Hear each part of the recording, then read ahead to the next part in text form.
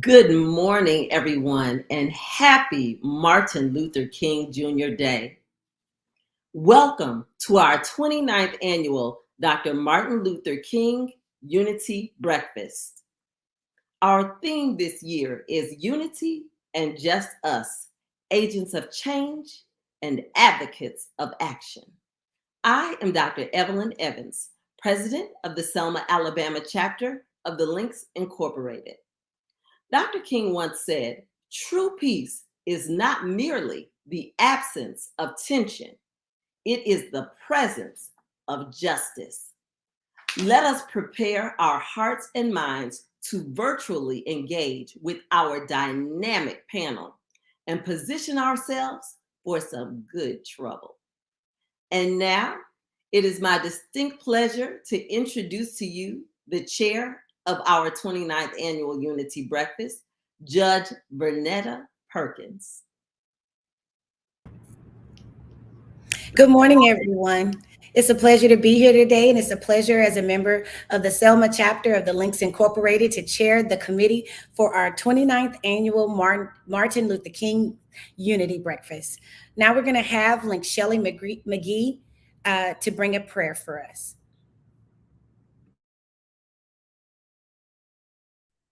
Good morning. Let us pray. Our Father, we thank you for this day. We ask that you bless those who are sick and shut in, and remember and comfort those who are bereaved. Father, we ask that you bless in a special way our celebration of Dr. Martin Luther King Jr. Day. We thank you for the leadership and for his vision for our country. Open our hearts and minds to your truth and renew our commitment to justice and peace through cooperation, working together in love. We pray these blessings in Jesus' name. Amen. Now we'll have greetings by Mayor James Perkins.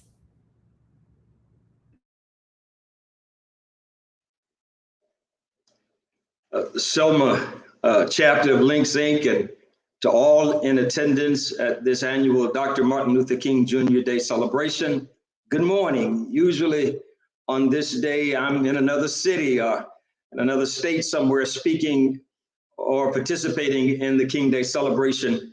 And in the past, I did not have the opportunity to be with you. And this year, because of COVID and other considerations, I did not accept any invitations, and your vision to go virtual makes it possible for me to be with you today. I really value the opportunity to greet you this morning. And so here we are once again at this appropriate time of the year, at this appointed and appropriate time of the year, a time when we are encouraged to remember and to celebrate the life and legacy of Dr. Martin Luther King Jr. This year, as in prior years, we are encouraged. We are called into service. We're called into action. We are called to make this a day on and not a day off. This holiday is not one of those holidays where we eat, drink, and be merry. It's not that kind of holiday, nor is it a holiday where we are to shop till we drop. It's not that. This holiday is a day to serve those who have not yet found peace, to serve those who have lost hope, and yes, to serve those who do not embrace the fact that we must become one nation under God, to serve those who are not convinced that we must become indivisible, and to serve those who cannot wrap their minds around this whole idea of justice for all.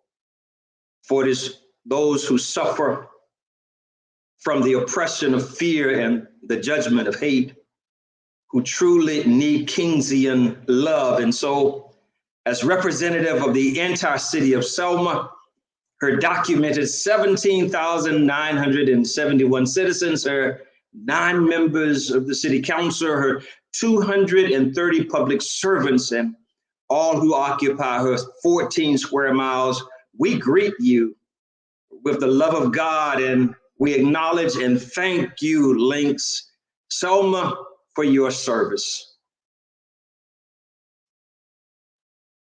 Thank you, Mayor Perkins. We appreciate you being here with us today. Now we're going to have greetings by Judge Jimmy Nunn, probate judge of Dallas County. Judge Nunn. Thank you, Chair. Thank you, Chair. And good morning. Let me say good morning to everyone listening in our audience, to the President, Evelyn Evans, to all the members of this great organization, and to the panelists, to the chair of this great program, Judge Perkins, guests, and citizens of Dallas County. It is with great honor that I welcome you to Dallas County, Alabama. On behalf of the Dallas County Commission, and as your probate judge, we are honored to share in this 29th annual Martin Luther King Jr. virtual Unity Breakfast. Today, we honor the life and contributions of one of America's greatest champions of racial justice and equality, and that is Dr. Martin Luther King Jr. This holiday affords all of us the opportunity to reflect upon the past while pressing forward into the future. Dr. King once said that the time is always right to do what is right. These words should ring in our ears on a daily basis. We would like to congratulate the members of the Selma chapter of the Links Incorporated on a job well done today. You are a very important part of Dallas County, and your contributions help to bring Dallas County community together, as we have stated, through service, fellowship, and friendship. On behalf of the Dallas County Commission, Dallas County itself, its 213 employees, Commissioners Cornell Towns, Vivian Rogers, Jan Justice, and Curtis Williams, and also myself as your probate judge and chairman of the Dallas County Commission, we welcome everyone to this event and to Selma, Dallas County, Alabama. Links, thank you for your hard work and your contributions and your leadership within this community. May God bless you, and may he continue to pour his blessings upon you. Thank you. Thank you so much for being with us, Judge Nunn. It's always a pleasure to have you, and thank you for your support of the Selma chapter of the Links Incorporated. Thank you. Now we'll have greetings by our state senator, Malika Fortier. I greet you in the name of the Lord. I greet you in the name of the Reverend Dr. Franklin Fortier. I greet you in the name of the deputy senators, and I greet you in the name of District 23, where the citadel of the voting rights movement is implanted. The vision of Dr. King is a mighty one and is yet unfulfilled. At this moment in our country's history, in our nation's history, it's one of the more divided times in our nation. And yet Dr. King has showed us and paved the way forward. We're talking about unity in a moment of great division. And just like our mayor lifted up, the Lord has already set the bar for this nation. One nation, under God, indivisible. I greet you in the name of joy, because in the midst of these storms, all that we have lost in 2020 and 2021, there's still joy in the morning. And so I invite you to walk in joy, and just to remember that having joy does not mean not sacrificing. For our Lord and Savior, for the joy that was set before him, he endured the cross. There's a cross of injustice that we must pick up so that we may have both righteousness and justice in our time. Thank you. Thank you so much, Senator Fortier. Not only are you our state senator, but you are also one of our amazing Link sisters, and thank you for bringing greetings today. Now we will have greetings by our state representative, Prince Chestnut. Thank you, Judge Perkins. I'd like to say first that this is a time in which we have to continue to push forward. This is a time in which we've recognized through so much of the changes that have happened with illness and with the reshaping of America, that we are still we're still people who have to be fed spiritually, and we have to be fed emotionally. And so there are two things that spiritually that Dr. King spoke about. He talked about light and he talked about darkness, and that the only thing that could push out darkness was light. And when we look at what's happening on the political landscape, we have to understand that there are two things that usually push people forward politically to become engaged. Those two things are hope and fear, which is pretty much synonymous with darkness and light. And so what we want to do is continue to give people hope. We don't want to motivate people by fear, because by fear, things happen in a negative way and darkness comes in. But through hope, light can come in. And so I want to thank the sophisticated ladies of the Links Incorporated Selma for always being a part of bringing about hope, and for continuing this legacy of honoring Dr. King, who gave his life so that we could be free. And so on this day, Martin Luther King Day, 2022, I would like to bring greetings to you from the State House of Alabama. And on behalf of District 67, I bring greetings and I thank you. Representative Chestnut, thank you so much for being with us today, and thank you for your continued support of the Selma, Alabama chapter of the Links Incorporated. You've been a great friend of our chapter, and we appreciate you. Now we're going to have greetings by Congresswoman Terry Sewell.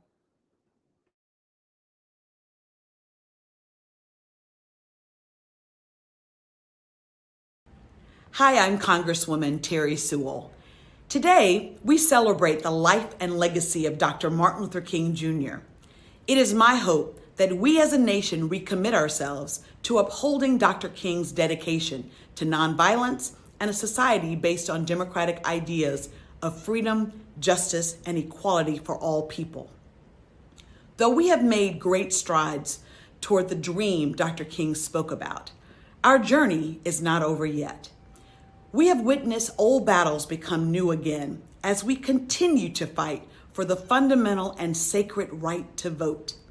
Today and every day, may we continue to let the words of Dr. King inspire us and move us to action. Thank you.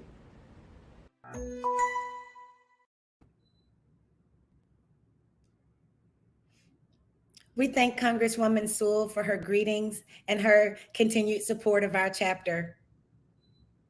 Now we're going to move and have the occasion by our chapter member, Wanda Griffin Maxwell. To our president, Dr. Evelyn Evans, Chairman Judge Perkins, Mayor James Perkins, Probate Judge Jimmy Nunn, Representative Prince Chestnut, and our own Senator Malika Sanders, members of the Selma, Alabama chapter of the Links Incorporated, our panelists, and to the community of Selma, Dallas County.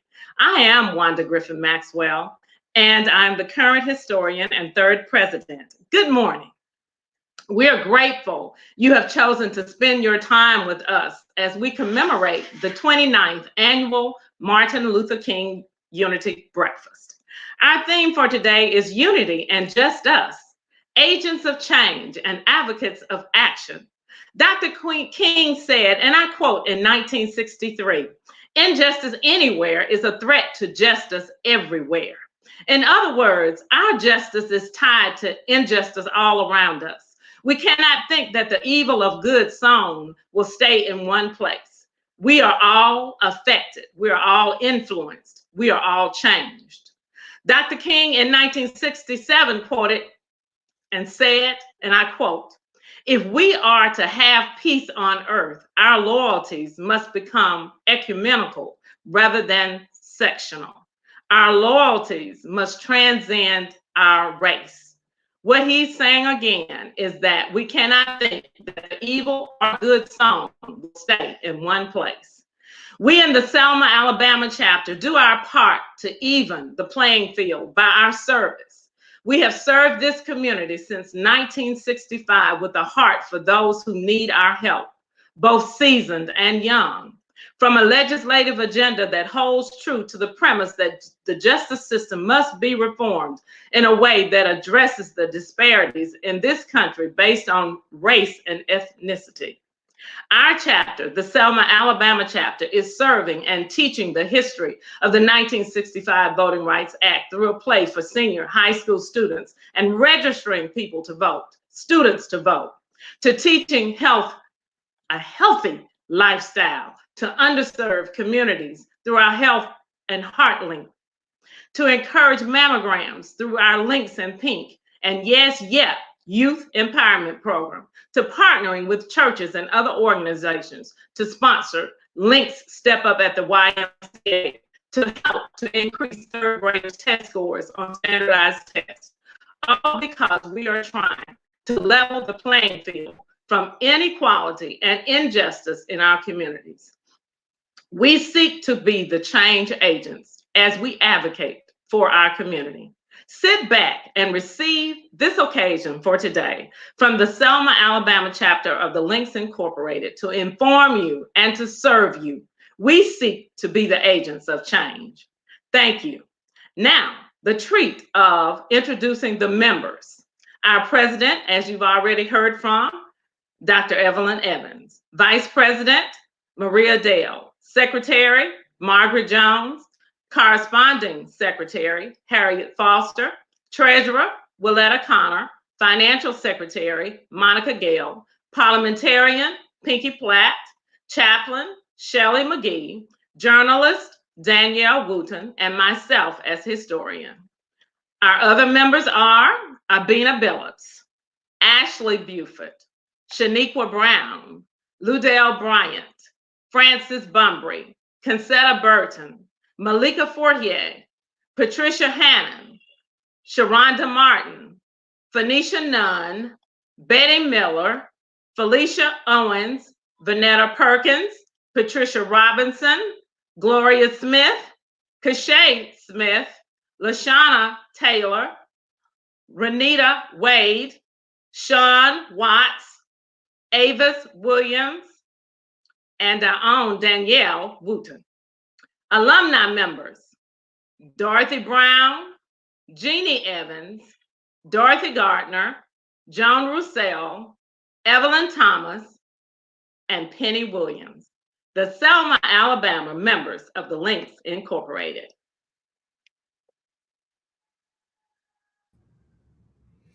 Thank you, Ms. Maxwell, for that wonderful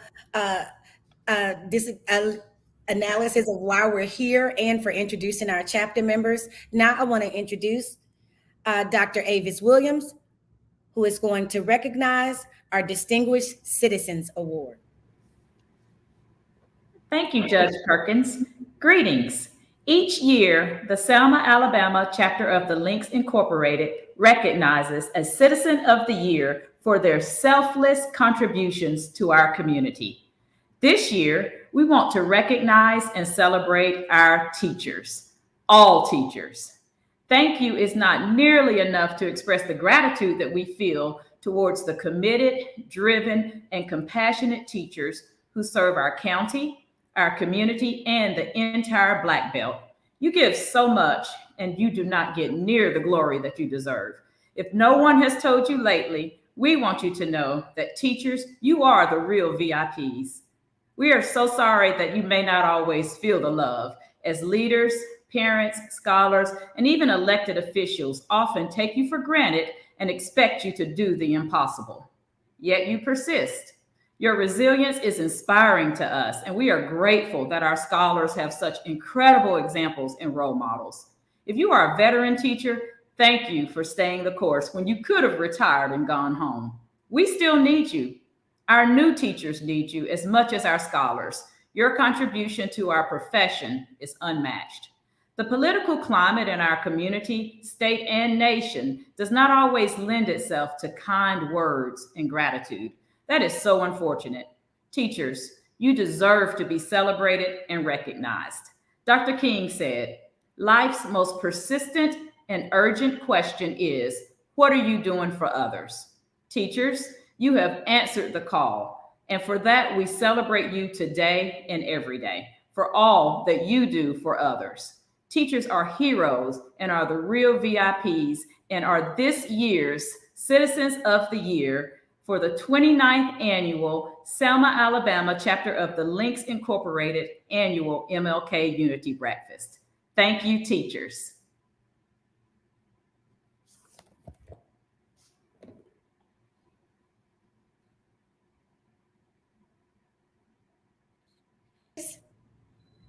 You are the heroes and the real VIPs. Thank you again, Dr. Williams.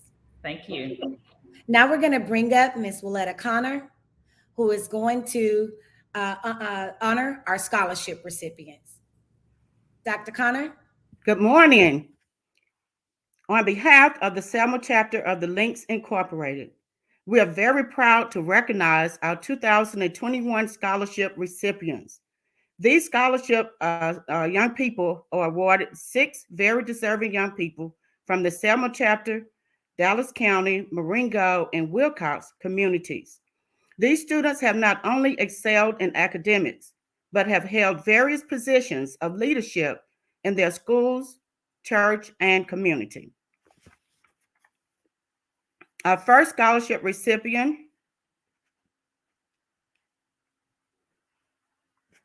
is Eric Joshua Brown. Eric Joshua Brown is receiving the AeroLink scholarship.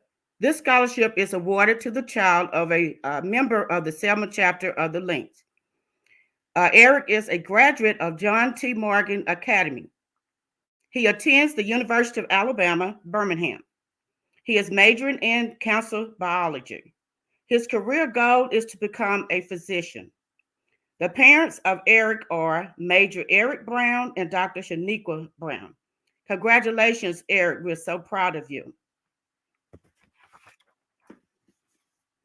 Our next scholarship recipient is Mr. Tyreek Daniels. Tyreek Daniels is awarded the Links Scholarship. And this scholarship is awarded to a deserving high school student pursuing a post-secondary education degree. Tyreek Daniels is a graduate of Linden High School. He presently attends the University of North Alabama, majoring in criminal justice. His career goal is to become an FBI or make it to the NFL. Eric's parent is Ms. Yashandra Daniels. Congratulations, Tyreek Daniels.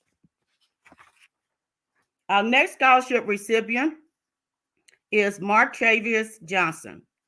Martravius Johnson is receiving the Links STEM Scholarship.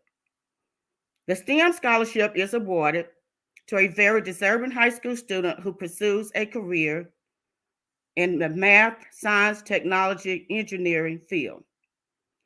Martravius Johnson is a graduate of Keith High School. He attends Wallace Community College of Selma and majoring in science.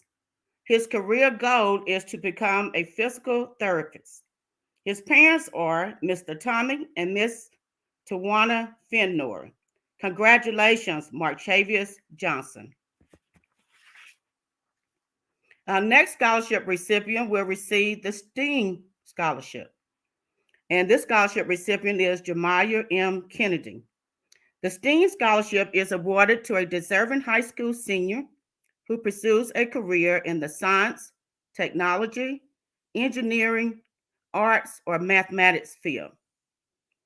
Ms. Kennedy is a graduate of Wilcox Central High School, and she attends the University of Alabama.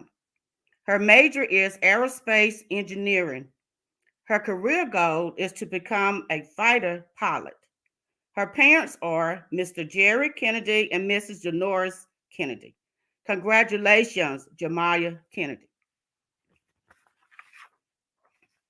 Our next scholarship recipient will receive the Josephine Stratman Stokes Scholarship. This scholarship is given in honor of Miss Josephine Stratman Stokes, who is a member of the Seattle, Washington chapter of the Lynx. This scholarship is awarded to a deserving student pursuing a post-secondary degree at a four-year college. Tatiana Martin is a graduate of Selma High School. She attends the University of Alabama at Birmingham. She is majoring in criminal justice. Her career goal is to pursue a career in social work. Her parents are Mr. James and Mrs. Mary Martin. Congratulations, Tatiana Martin. The next scholarship is also the Selma chapter of the Lynx Air-O-Link Scholarship. And this scholarship is again awarded to a child of a Selma chapter of the Lynx member. This scholarship is awarded to Jemiah Nunn. Jemiah is a graduate of Selma High School. She attends North Carolina Agricultural and Technical State University, where she is majoring in mechanical engineering. Maya's goal is to graduate, work with a mechanical engineering company, and open her own company, Maya Travels, MEC, which is a traveling mechanical engineering company. Her parents are Judge Jimmy Nunn and Miss Phoenicia Nunn. Congratulations, Jemiah Nunn. Thank all of you for your support of the Selma chapter of the Lynx Scholarships. Congratulations to all of our 2021 scholarship recipients. We wish each of you the best as you pursue your educational goals. Thank you and have a great day. Thank you, Dr. Connor, and congratulations to all of our scholarship recipients. It is a pleasure of the Selma chapter of the Lynx Incorporated to celebrate you today. We're proud of you, and congratulations again. Now I introduce to you Ms. Sabina Billups to move us forward with our panel discussion.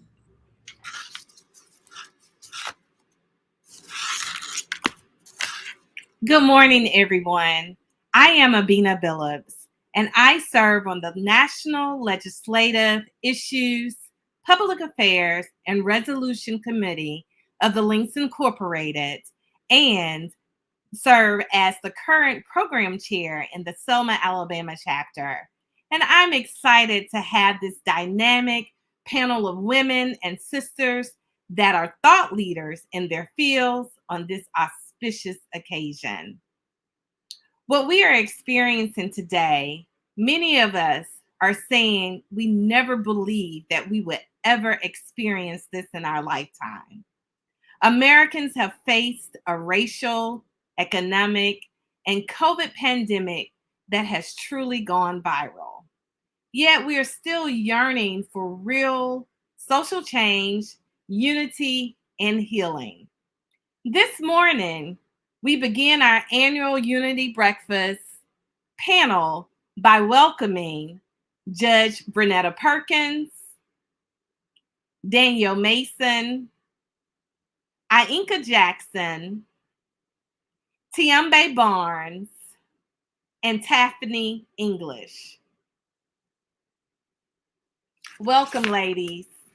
So glad to have you this morning. Good morning. Good morning. I want to start with the round robin. We've seen the role of social and community advocacy played out in our history that seems to have reached its peak under the leadership of Dr. King in the 1960s. And as we know, just 59 years ago, Dr. King wrote to his fellow clergymen in his letter from a Birmingham jail. From that letter, we all know his unforgettable aphorism, "Injustice anywhere is a threat to justice everywhere." Can we discuss what this quote means, followed by how you embody it in your community advocacy work? And we'll start by the way that I introduce the panel. Good morning, everyone. Injustice anywhere is a threat to justice everywhere. My role as a judge, as a district judge here in the Selma, Dallas County community, and also as the chairperson of the law design team with the Truth, Racial Healing, and Transformation Project through the Selma Center for Nonviolence. What we do is advocacy work and focus on community change. We work on restorative justice issues, and we are really pushing the community to look at ourselves and be the change that we want to see. Everything in this community, the violence that we see in the Selma, Dallas County community, all of us are feeling it. I'm feeling it even more in the 45 days that I've been on the bench because I get to see it all firsthand in a way that I didn't just as a regular community member or attorney. It's in front of us. It's affecting all of us. And that, more than anything else, makes us feel and understand that what affects one affects all. In Selma, Dallas County is no longer a problem over here or a problem over there. When something happens in this community, we all feel it. Therefore, we all have to be part of the change. So I'm doing my part. I'm checked in through organizations that are doing the work, and in my role as the district judge, we do work in the schools. I just want to lift up that we have to solve the problems that are facing us right now together. We can no longer work in silos. And so that's what I promote. That's what I embody in the work that I do in this community. And it's not just me. It's a whole lot of people doing a whole lot of work here. And so I'm just looking forward to moving forward and seeing more people get active and more people get involved, and seeing us collaborate and do this work together. Because what affects one of us affects all of us. Absolutely, Vernetta. Just I'm sorry, Judge Perkins. Vernetta's fine. Vernetta's fine. Vernetta's fine. We're gonna get good in this conversation as we go along. So no need for my title. So let's move on to Danielle Mason. Good morning, everybody. Thank you so much for having me. As I reflect on the quote that you have given us, I think about the work that I do. I am an attorney in Montgomery, Alabama, and I represent people who have been harmed by defective drugs and medical. And in addition to I've been getting more involved in cases that involve environmental racism, places in this country where interests dump all of their pollution, their toxic fumes, their waste, all in areas of communities of color, that are disenfranchised, communities that really don't have a voice to stop it. And the result of that is not just a health issue, it's a wealth issue. It diminishes the value of their property. It becomes a overarching environmental problem that is rooted right here in our communities all over this country. And so in keeping the public and consumer safe, that is my focus, is to make sure that those injustices get addressed. And unfortunately, we have a system that the mechanisms we try to use, they are slow. There are many obstacles. There are a lot of fights that have to be fought. And luckily, we have people who don't get tired, that we don't get discouraged, that we keep pressing forward every day. And so, no longer can we say, well, that's not in my backyard. It has nothing to do with me. It has everything to do with me, with you, with our children, and our children's children. So we have to remain steadfast, even though some days it looks very, very hard and we don't know how we're going to keep going. The only thing we can do is to keep going. That's what Martin Luther King Jr. would want from us right now. And I think if he were here today, that's the same thing he'd say. Absolutely. And we know that at the time of his demise, he was fighting for poor people. And environment is definitely something that we see egregiously affecting a lot of poor communities and marginalized, undeserved people. So thank you for standing tall and in the gaps for those people who are voiceless. Moving on. Aika Sanders. Good morning, everybody. Good morning. So excited to be with such beautiful inside and out women and with the links. So as the director of the Selma Center for Nonviolence, Truth and Reconciliation, we realized that all the different forms of violences are connected, right? That racial violence, economic violence, we often don't think of poverty as being a form of violence, but it is. We believe that anything that dehumanizes other people is a form of violence. And that physical violence, these things are all connected, and it's really, really embodied in Selma in so many ways. A Southern Poverty Law Center employee a few years ago said that people, hate groups all over the nation study Selma to see how a small minority of white people can control a majority of Black people, because our country is becoming more and more brown. And so they're figuring out how to do it. And so I say that to say is that what happens in Selma really matters for the nation, right? And it's been that way since 1865 with the Battle of Selma and the Civil War in 1965. And so what we do matters because we are all connected. The reason why local movements had such powerful effects even nationally is because we're all connected. As Judge Perkins says, what happens to one of us affects all of us. We see that so crucially within the pandemic, right? You know, we are all connected. And so I wanted to share this definition of the beloved community. It comes from Principle 2 of Nonviolence, because which is part of the work that we do at the center, because it grounds relationship. Not yet. Okay, so let me just say this: the relationships, we are all connected, and because we are all connected, injustice anywhere is a threat to justice everywhere. And so we can no longer think, you know, I can get to do what I want to do because it doesn't impact you, because it impacts us all. And so at the center, we really try to focus on racial justice work, racial equity work through training and through community organizing, and partnering with Black Belt Community Foundation for Truth, Racial Healing, and Transformation. As Judge Perkins, our chair of our law design team, said, we also try to do things around the economy, making sustainable tourism work for the whole community, right? So this place that used to be the fourth wealthiest place in the country because of enslaved labor can be wealthy again, where everyone can prosper. So using sustainable tourism, co-ops, and small businesses to help to do that. And lastly, as Judge Perkins also said, the violence here is so strong. 2018, we were the most dangerous place. 2018, we were the eighth most dangerous, 2016, I'm sorry, the eighth most dangerous place per capita in the whole country. It's insane, y'all. This place where nonviolence overcame violence. And so our street outreach worker program that has just started to target that in a holistic way, including economic and employment opportunities, and making sure people's needs, including emotional needs, are met. Because again, if my emotional needs and my physical needs and my basic needs aren't met, it's going to impact you. That energy has to go somewhere. So we got to take ownership of all of that. Absolutely. How we are definitely exudes out and can be infectious if it's not correctly packaged and if we don't love on each other, right? So moving on this conversation, let's move to my sister Tiambe Barnes.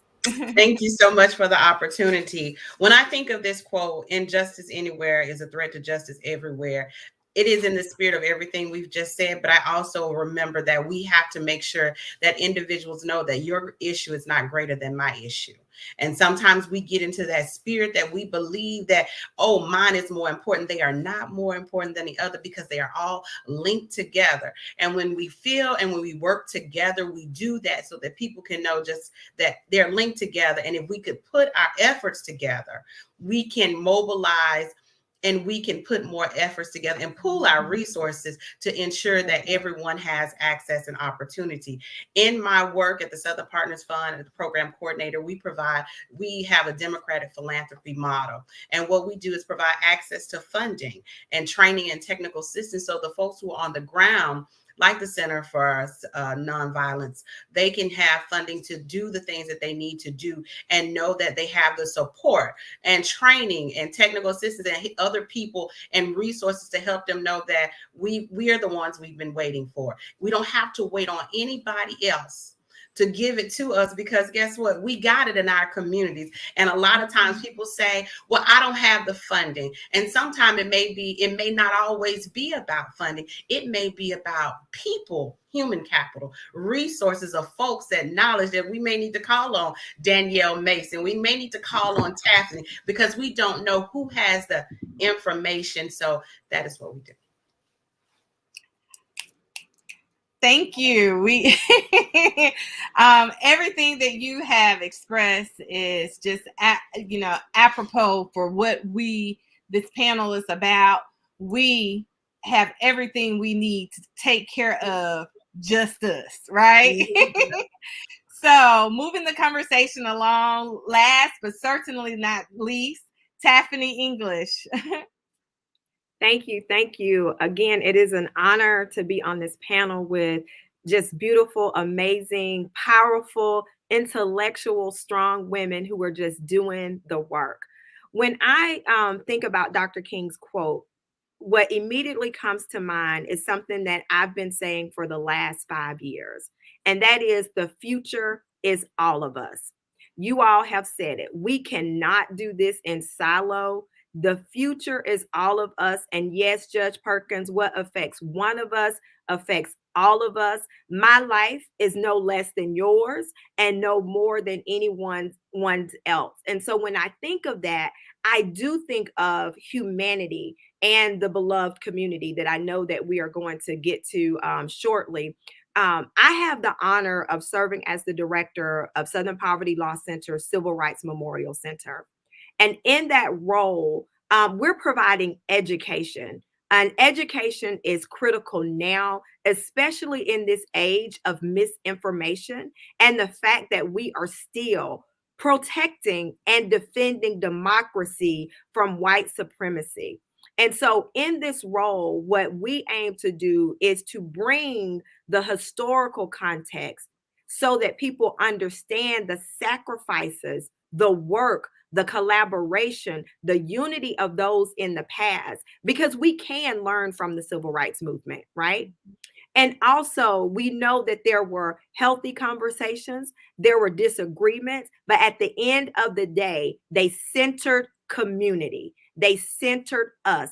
And that's where we have to stay. That's where we have to remain. And it is that individual contact, reaching across the aisle saying, look, sister, I don't have it all, right? I've known Judge Perkins for a very long time. And she knows, look, if I don't have it, I know you know someone who may have it. And it is putting all of that together in our mission, fighting for racial equity and other social justice issues, specifically economic justice, the environmental racism that our communities are continuing to face.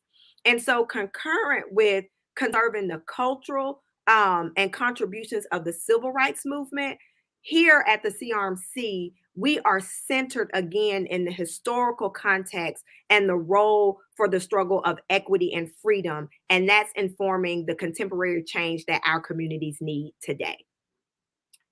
Thank you, Taffany. We definitely need to understand where we have come from so that we can understand where we are going. And we really appreciate the work that you're doing and that you continue to do. So moving on into our next segment, as a state, as a nation, we've battled the COVID-19 pandemic. We've seen political turmoil and strife from every side and in every corner. We've been fighting between states, between friends, and within families. We are at war with each other, and some can arguably say with ourselves. We see the daily war of words, hate, oppression, fear, and frustration. We are so entrenched in our perspectives and worldviews that we seem to have forgotten a critical message of Dr. King, which was for us to become the beloved community. According to Dr. King, the beloved community is justice not for just one oppressed group, but for all people. Can we talk about what this means and how it can be developed in these contentious times? And I'll start with our Inca. Because I was so excited to get to this point.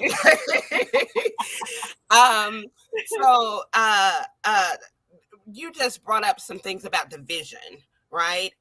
And Dr. King said the end of violence or the aftermath of violence is bitterness.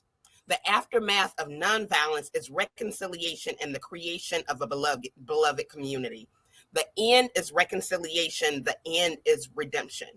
And it's important to note that, because we can't get to that if we don't be that. Right?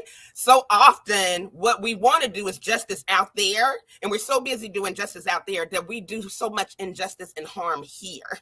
Right? But the definition of the beloved community that we use based on principle 2 is an overall effort to achieve a reconciled world by raising the level of relationships among people to a height where justice prevails and people can attain their full human potential. And so you can't get to the justice, right? And people fulfilling their full human potential if you don't have the relationships. And we lost that. We lost so much beauty happened with the civil rights movement and desegregation, but our sense of community, and the less privilege that you have, the more community you need. Right? And so it's so crucial for everybody, because racism is harmful for everybody, even those who perpetuate it, right? White supremacy, the false narrative of white supremacy is harmful for everybody, including the oppressor. And how we get from that point is through relationships. We can't do it any other way. And so we're oftentimes so busy doing work. I know I'm guilty of it, right? That I neglect relationships. But the truth is that we can't get to beloved community without being the beloved community. I'll end by saying this. We have a principle, a value on our website that says the beloved community is not just a destination, it's the journey. It's the how we do it, it's the why we do it, it's all of it. It is itself the thing, right? And so we can't get there, quote unquote, if we don't embody it ourselves, which is hard, y'all. Right? It's hard that when someone treats you, mistreats you, harms you, to be loving, right? Which is be love community, right? So if we be love, unity will come, community will come, but we have to embody the love, which is hard in the face of hate. Right. But I will just lastly say that I think the main foundation of the false narrative of white supremacy is fear. Right. And so when we're fearful, we treat people based on fear, we're continuing that behavior. Right. And so if we want to stop that, I don't think the opposite of hate, of love, is hate, but fear. And so we have to learn, if we really want to build the beloved community and be the beloved community, is to be rooted and grounded in love. Absolutely. I mean, we all know the biblical verse that, love drowns out fear. And to talk about what you said about community, right? I think that especially since the 60s, this individualism here in the United States, I get it.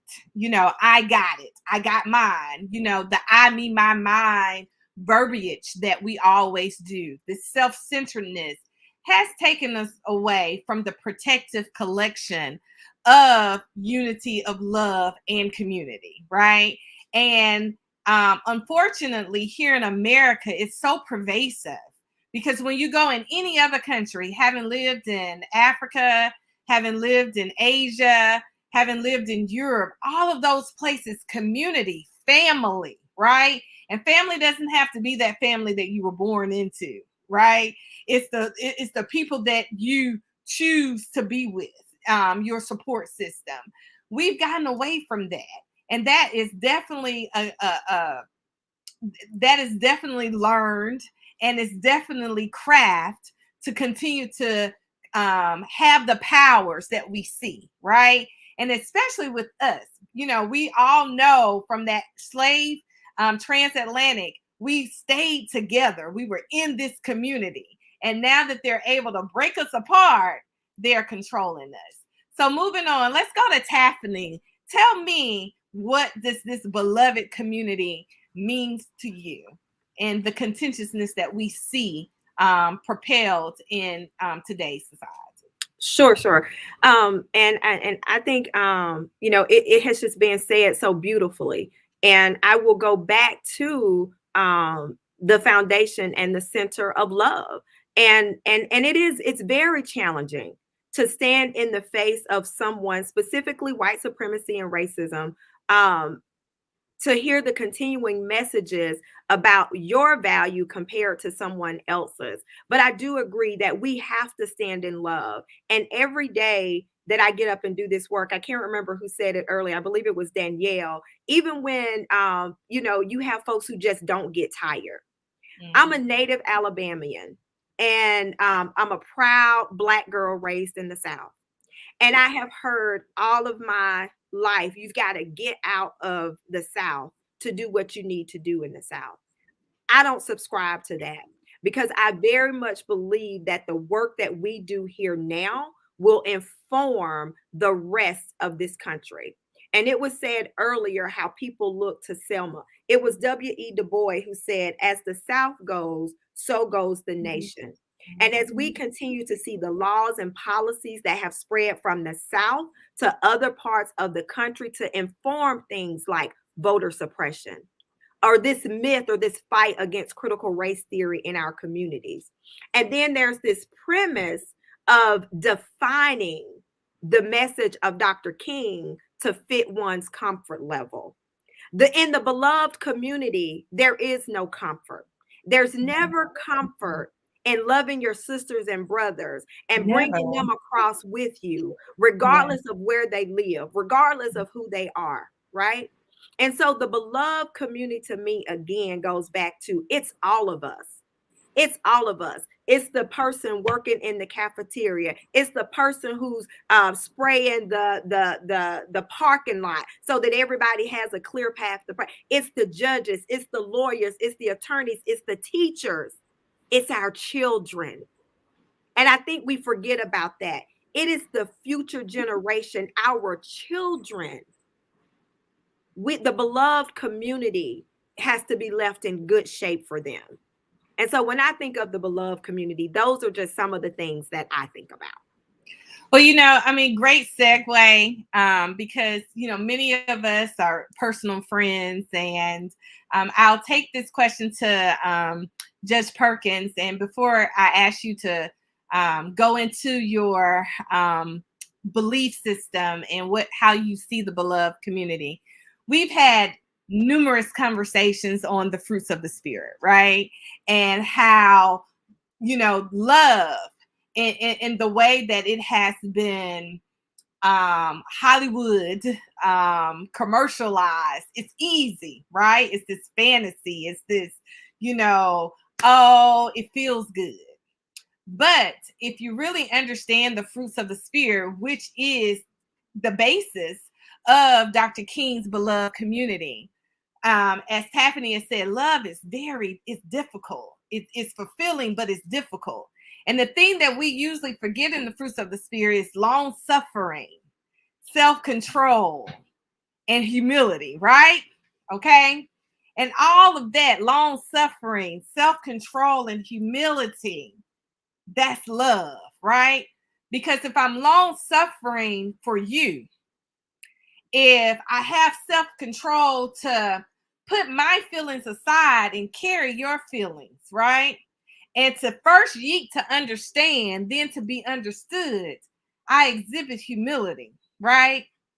So that is so profound in this topic, to be selfless. So if you would jump in here. When I think of, love, of course, is the center of community.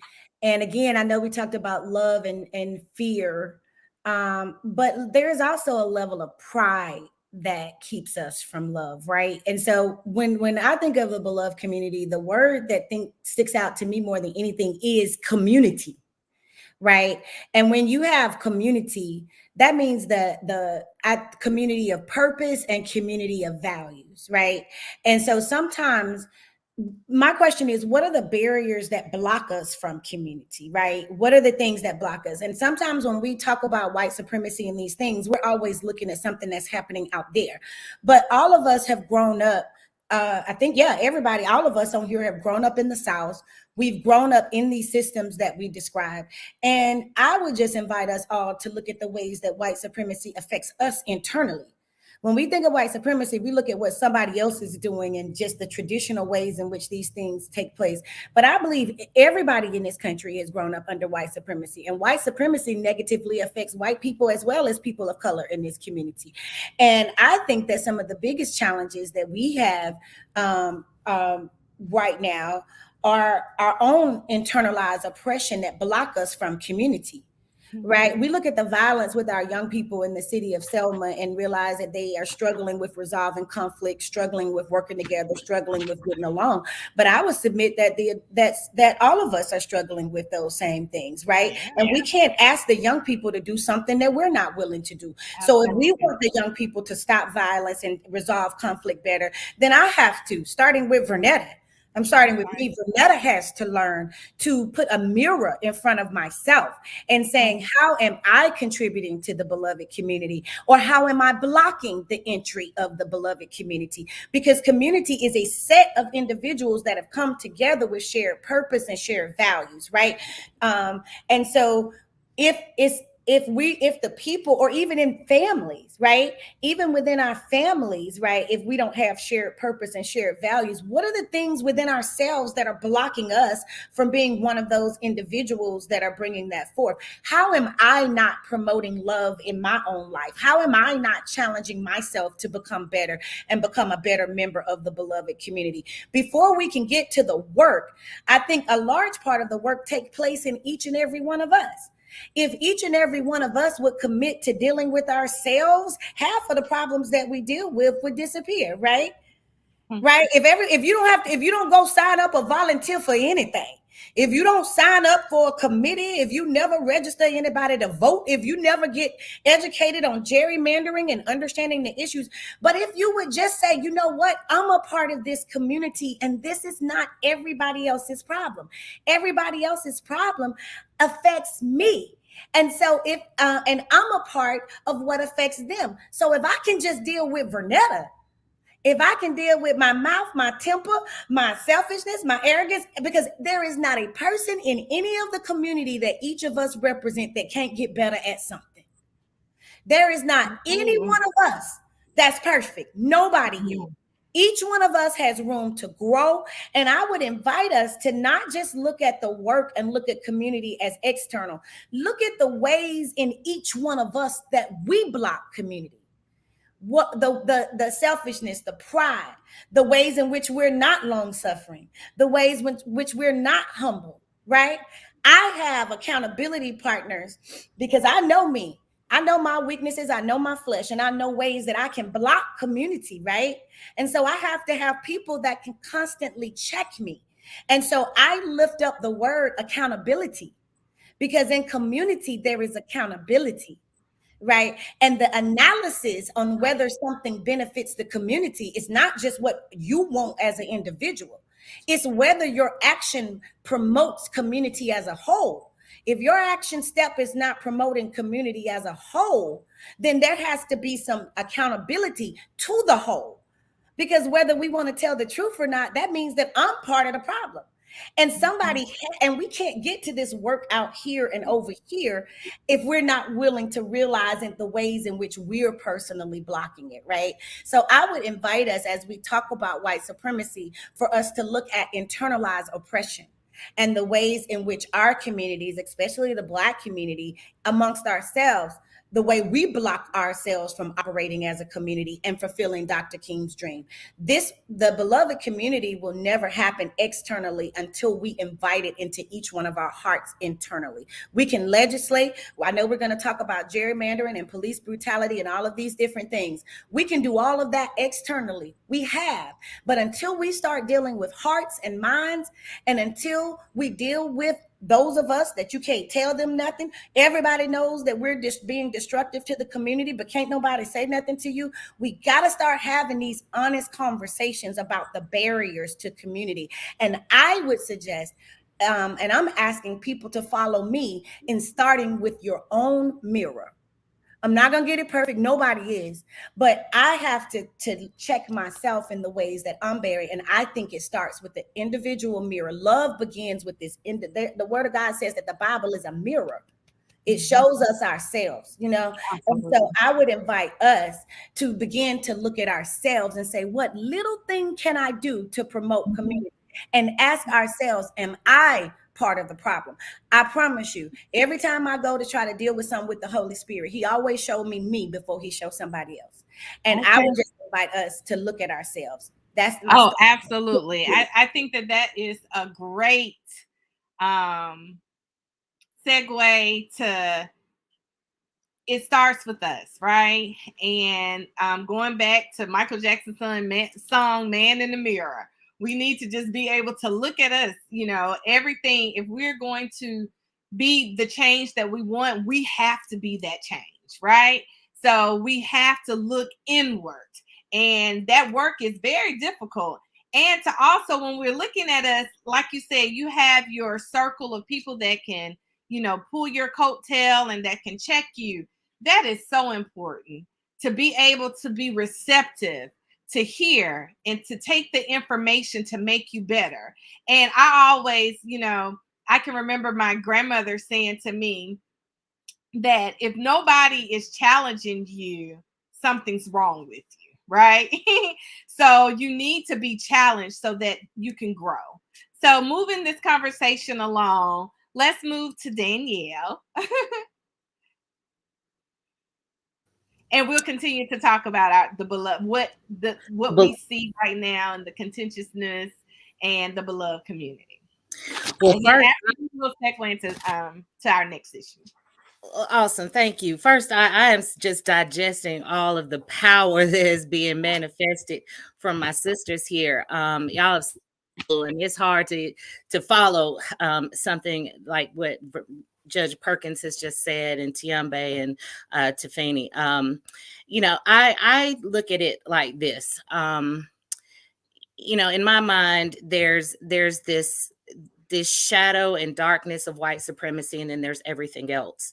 You know, and it's a lot of conflict and issue in many communities, that we are all experiencing some kind of disenfranchisement, some type of oppression, some type of discrimination. And, you know, Tiambe, I think you said something earlier about, you know, my problem isn't bigger than anybody else, or yours isn't bigger than mine.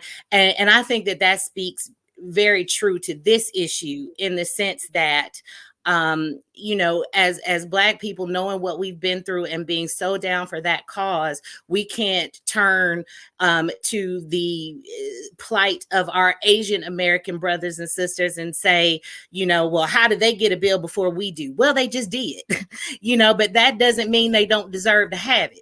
That means we still got to fight for ours, but we shouldn't talk down on what they're able to get, or the LGBTQ community in their struggles. We can't say, well, how do they get all this and we don't have? Well, they need their rights addressed as well. So we can't put our battles before those battles. And they're all, like we've been saying the whole morning, interconnected. If we can't get those addressed, then we certainly can't expect for ours to, and vice versa. So, you know, Tabitha Brown, I love when she says something like at the end, she said, now you have a good day and don't you dare go messing up anybody else's. So that's what we have to do, is go out and have our good day. We fight our fight, but don't mess up the battle for anybody else. Right. Join the battle if you can, join the battle. But if you can't or won't or don't want to or whatever, These just don't stand in the way of it. We got to get out of our own way for ourselves. We got to get out of the way of progress for other people, whether you understand their position or not. Until we do that, until we stop being barriers to the progression of all of our issues, then we're just going to continue to take 2 steps forward and 10 back. And there is no progress with that. That's just appeasement. That's just surviving. That's just getting through the day. And I do think that one thing that our ancestors would have wished is that we wouldn't be in our generation sitting here having this conversation on January 17th of 2022. I remember as a kid looking at sci-fi movies and remember how the future where the cars were flying and all that stuff was around about the time that we're living in now. And we're nowhere closer to that kind of economic and technological advancement. We're certainly nowhere close to the impacts that we are having in our communities, the poverty levels, the wage gaps, all of these things that continue and to perpetually keep us from being able to move forward. So, the community we have a lot of battles for our own issues. Women in particular, whatever color they are, have battle. So there's a lot. We got to multitask. We can't just stop and focus on one thing, because then nothing will get done. And that's daunting to a lot of us. It's overwhelming to everybody. I'm overwhelmed every single day. But we just have to just know that the problems are vast, but our power and our collective desire to do better is more powerful. And if only we could just tap into it, and if only we could just embrace the mechanisms that are put together, like the links and the Divine Nine and all of these things that we have at our disposal to put our collective strength together, so that no one person has to have all the strength, but together we do. And if we can just do that and systematically attack our problems, try to act like, and understand that there are a lot of problems, not just ours, that there are fights that we need to step in and help, just like we expect those allies to step in and help us. And if we can do that, I think that we'll move this country forward. But until then, we're still just trying to realize the dream. Well, thank you for that. And you're right that it has to be this collective. And because there's so many different issues that we as Black and Brown people are experiencing, this is perfect segue into our next section of this panel discussion. Okay, so we're going to get into some of these pervasive issues. We are all aware that we have the 2022 midterm elections coming up, right? We got all 435 seats in the House of Representatives that's up for re-election. We have 34 of the 100 seats in the Senate that's up. We have 39 gubernatorial positions with 2 key states that I know that I'm going to be following, and that's the great state of Georgia, with my Spelman sister, Stacey Abrams, who has put her name in the hat, and then the great state of Michigan. So suffice it to say, there'll be a lot at stake come November, right? We're still fighting extremists, as we've all kind of, hinted at in this conversation, who are doing everything that they can do to take away and suppress our hard-earned rights, our liberties, and our powers, and that's in the vote, okay? What we face with right now is redistricting and gerrymandering. We all know that gerrymandering is one of the most insidious methods to influence political power. So because of that, I kind of want to talk about, can we detail the importance of making sure that we participate in the census, what redistricting means to our communities, and the importance of voter education. And we can start with Tiambe on this. Tiambe, throw your beloved community comments in there too, because I saw you nodding a lot. I know you were sitting on that one, so I want you to get out what was in your spirit, because I know it was sitting on you. Thank you. I sure appreciate that, because I was going to bring it in here. So I do want to interject something about the beloved community. And one of the things that Inka talked about was fear. But we also have to know that there is enough. We have to let go of the scarcity mentality when we're working in communities, because there is enough for each one of us. So I had a whole lot to say, but I'm going to move on for the sake of time. But always remember, there is enough. Okay. So when we talk about the census, gerrymandering, and redistricting, we know that this occurs every 10 years. And we know that the census is designed to count people. And sometimes, for whatever reason, we are like, I don't want the government to know I'm here and this, that, and the other. But we do ourselves a disservice when we do that, because we need to know, and we got out all of the organizations, churches, communities, and everybody. Even the governor's office came forth and had an initiative to get people counted, because guess what?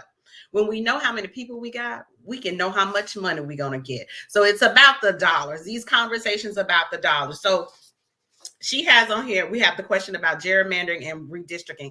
Let's talk about what redistricting is. Redistricting and reapportionment is the process of redividing and restructuring the county and the municipal, the district, congressional, and all of those lines. And what it does is supposed to equally divide the communities, the people. It's supposed to say if this district has grown over here, we may need to redraw those lines to make sure that it is not packed or it's not stacked. And so when I use those terms, they're equitably drawn. And when we talk about packed and stacked, so here's the deal. We don't want communities that are packed with people who may have lower incomes, and we don't want communities to be stacked with people who have higher incomes. When we talk about equitable communities, we want those communities to have a balance of everybody, because what happens then? It means that the money is spread properly. The property tax money is spread properly. The money for school is spread across. And also, it makes sure that we have equal representation. We don't want the elected officials to choose their voters. We want the voters to choose their elected officials. So we must make sure that when in this process, which it is happening, it has already happened on the state level. Okay. There were listening sessions all over the state or throughout the state, but local communities, because that is where it matters most. That is where everyone has an opportunity to voice their opinion and say, well, I live on 7th Street over here. And 2 years ago, we were in this district and we had this person representing us and our funding was A, B, C, D. Now we're in District 9. And it's like how they move people around. And you can look at the lines. You can go to your local probate office or your local, one of your judges, you can call the county to find out and ask them who's going to be over the redistricting and reapportionment process, and look at those lines and contact organizations like Alabama Forward, and they will help you to draw a map up that reflects equitable and inclusive districts where people will have the opportunity to voice their concerns and also have access to the funding that they need. And a lot of people say, well, that doesn't have anything to do with me. Yes, it does. It is everything, because every conversation we're going to have about voter education, police brutality, violence, everything, the beloved community is rooted in our political power. And if we don't have any political power, or if our districts have been stripped of all these things right here, and all we have is this over here, and we can only get this person, we need to make sure that we have our voices to be heard. So I encourage everyone to find out what is going on in your community. And we talk about gerrymandering. Gerrymandering, we've been hearing about it, but it's also the process of making sure that you have 100,000 people in a district. And this district doesn't have any power whatsoever in the city council or the House of Representatives. And or you can see a district that has been gerrymandered where you have another district that sits right in the middle of it. And so you have the power to say that's not equitable. It doesn't foster economic development and growth or healthy education for our children. So it is necessary that we recognize those things. And like I said, Alabama Forward and Southern Partners Fund has on our website, we have a section on redistricting. Learn the terms. So when you hear those blurbs on the news, or when you go to the council meetings and these hearings and you hear things, you can be able to address those different things. Thank you, Tiambe. I always, I went to law school in Vermont, and being in Vermont with Senator Bernie Sanders and the great ice cream Ben and Jerry's, right?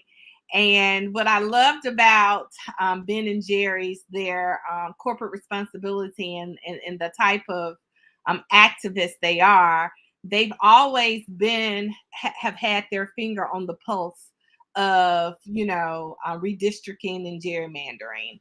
And sometimes when I explain gerrymandering and what this redistricting involves, I always like to put people to go to their website to look at this quiz that they have.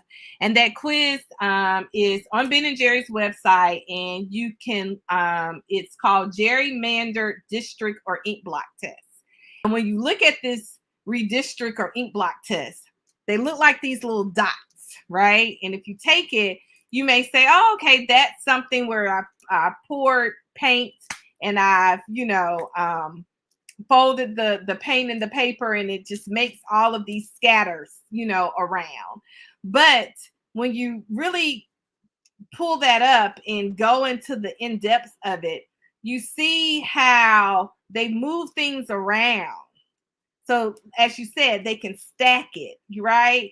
Or as Danielle has said, they can put this pollution or these environmental injustices, or, you can be one street over, like under the last administration, and that particular section got monies, or that district was carved out so that it can be referred to as a safe zone, or all the different things that are out there, right?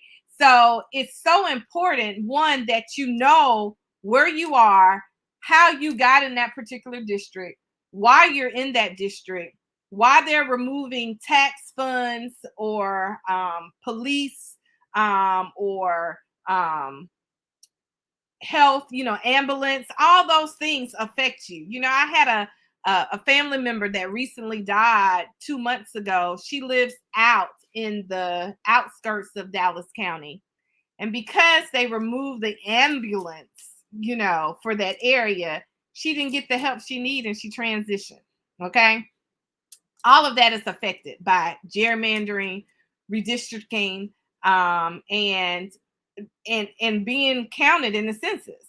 So we really need to make sure that we educate each other to say, no, please count yourself, so that we can use that. And that's a tool, because they know that Black and brown people don't want to be counted. And so that we can better our communities. So if there's anybody else who wants to jump in on this topic, feel free to. I'll come on back again. Just a thought that you were saying about that and how we need to be counted. And a lot of times we don't understand. We think, again, that because there is an assumption that Black and brown people don't want to participate in this process, but we do. But we're unaware of what it looks like, because for so long, people have made us to feel like, oh, that's not us, that's elected officials. And if we trust ourselves in the beloved community, we know that we can't change what we don't know. And so we have to educate ourselves to be able to move forward on the issue and just be conscious and aware. And like you said, something about how the lines are, how they move them around. And because there are several videos, there's one on YouTube that, to the point that in New York, they the lines were redrawn to the point that a legislator was drawn out of his own district. And they had curved it and gerrymandered it so much. It was like a salamander or something or whatever, to the point that he was only a street over or a couple of houses. And it's like that. And in addition to that, there have been cases where campuses, we all have been to college, and think about your dorm. How is it that this part of the campus is in this district and this part of the campus is in that district? And people like, wow, it's just lines. No, it's not. It's disenfranchisement 101. It's disenfranchisement. And so if we have that power, and we have to take these conversations and understand that community organizing 101 works with everything that we do. And this is just one part of it. And as we talked about how all these issues are interconnected, we just simply may need to just say, hey, how does this create a domino effect? And once we're able to help our communities and individuals see follow the dollar, follow the district, we can be able to maneuver more and have conversations and be proactive in making sure our communities are not gerrymandered, but also making sure that we have equitable districts that reflect everyone in the community. Absolutely. I have a question. How do we make this conversation relevant for the everyday person? Right? Because these are still kind of high level topics, and we're understanding that, because what we need when we go back to that notion of community is everybody engaged around this, and just being honest about it. I see a gap in the like, I know you're going to talk about it, I can talk about it, the people on this call can talk about it, people in our circles can talk about it, but how do we bring this? What type of efforts are being done around the state? And the same thing for you, Danielle, with the environmental piece. We're getting into the issues now, right? But sometimes I feel like, I don't know if it's a class gap, if it's an educational gap, or if it's just a cultural gap, but there's a segment of the community that is tapped into this. And you just made me think of this, Tiambe. And how do we get this, bring the bacon home for everybody, where everybody can understand, especially engaging our young people around these issues, because we were very versed on a lot of social justice issues in high school, right? I don't necessarily see a lot of our young people engage the same way around these issues. I know we have a social justice elementary school here. All of us need to do more work and helping there, but how do we get this to the people that aren't participating in this conversation? Because if it's the same group of people talking, then we're still missing the masses with some of it. So I don't know if, Tiambe, you can talk a little bit about some of your work with that, and if Danielle, you could talk about some of it with the environmental and our eco, with some of the work that y'all are doing. So I'll just drop this one little thing in, and I'll move on. One way you can bring it down to community level so everybody can understand is ask people to look in their community. Do they have a grocery store? Do they live in a food desert? Do you have a bank in your community? Or do you got check cash in places? Do you got a churches, but is there no Aldi?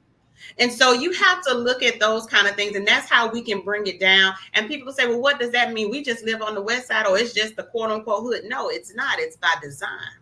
Because what the demographics that have told people in the economics have told folks that this community is impoverished. They don't do this, they don't do that. So these numbers and from the census and everything reflect that. So that's one way you can look around and see is, do you have a grocery store in your community? Is there healthy food? Not just them little fruits at the gas station, because half the time they rotten. So, I mean, I'm getting a little mad about that. But do you have a bank in your community? Or do you have a bunch of check cash? And so we wanted to bring it down just a little bit to help folks know, and we can have the baseline conversation from there. And Vernetta, you mentioned like how this was, a lot of these topics for us were highlighted in our educational, upbringing. I think that, it does start, back with our teacher advocates, our educational leaders, because going back to what Tiambe says, looking in your community, do you have a bank? Do you have check cashing? Do you have a grocery store? Same thing with the schools. Has your school been modernized? Do you have the protection within the school system? So all those things kind of go hand in hand, and it needs to be that conversation from the ground up, going back to the PTO and PTA meetings. That conversation needs to be talked about. We're in this particular district, and by us being in this district, we are not receiving the resources and the monies to be able to help our school progress and get the latest and greatest technology, because where we're situated. So that's one avenue to think about. Well, there's so much to be said in just this one piece. I don't even know where to start, but I'll start here in the everybody has got political fatigue. We have been just overrun by so much foolishness in our government and the people that elected in these positions that is so easy at this point to just completely check out of the entire process. It's easy to look at it and say it is fundamentally broken. If you look at Congress right now, what hope do the people have if this is what we have? That is, I think, where so many people fall right now. I am battling it myself to try to keep that fatigue out of me, because it just seems like no matter how hard we try or what we do, because the rules get changed and all this is how we're ending up with people that don't have our best interests at heart, or even this country's best interests at heart for that matter. Let's be very clear, the bottom line on this, and speaking as a lawyer, and the lawyers on this panel understand, I have never been more afraid and never been more aware of the fragility of our democracy as I have been in these last couple of years. It is fragile to the point of breaking completely. And this is where we cannot allow it to get. The infrastructure that's in place, whether it's imperfect or not, is what allows most of us to be able to, go about our day, go to our job, feed our kids, get home, get into bed, get up and do it over again. But we are heading into a time where even those things we take for granted every day, are in danger. Let's be clear what the Trump legacy has done. Whether he thought this all the way through from the beginning, the big lie, I'm sure he did want to be reseated as president. But what it did in all practical purposes was set up a compelling interest. And this is why these laws can be challenged. And this is why the Supreme Court can say, Georgia, yeah, you can put in all of these protections, because there is an interest in protecting us against fraud, whether it existed or not, for real. We all know it didn't, but all they had to say was it was. And now that gives a higher court the ability to let a state come in and protect an interest that doesn't even exist. This is why it's fragile. This is why we have to stay checked in. This is why we have to take stock of what's going on in our communities, like what Tiambe said, what is going on, like in Montgomery. We are dealing with very awful situations in our public school system. Our buildings are falling apart. They probably have paint. We wonder why our kids are violent, because they've been breathing lead paint probably for all of their life. They probably got asbestos crumbling out of the walls. They've got mold. And now we're dealing with a respiratory pandemic that they were already sick. Now they're sicker. So what we're dealing with now is a fall upon, stack on stack of problems that really is rooted in our ability to make those changes through this political process that they have done everything in their power to keep us out of. If that doesn't make you mad enough to get back in it and say you won't take that from me, then there's nothing else we can say to make it relevant. But what we have to do is every day tell the folks that we come in contact, our friends, our family. We got cousins that we, talk to at the barbecue that be like, man, I ain't messing with that stuff. They don't care about me. My vote doesn't count. You got to have that conversation with that cousin. You got to have that conversation with that friend who is really just disillusioned by it all, and is just sad and depressed and not sure where to go with all of this. We have to be those voices for the people around us, because we cannot afford to check out right now. We cannot afford it. There's too much in the pipeline. And if they get away with this, they'll get away with everything. And that has always been set up. So, I mean, literally, when we say democracy is at stake, that is not hyperbole. It is not an exaggeration. It is not us trying to just gin up fear and make people scared all the time. It is a real threat to our everyday lives, to our everyday prosperity, to our everyday health, our everyday being able to raise our children in the proper way, to educate them in a proper way. All of that is on every election all the time. And if we are not engaged in that and looking into the people who are standing on the side of righteousness, truth, and justice, then we deserve what we get. So that has got to be the message of why it's relevant and why you can't sit on the sideline any longer if you have been.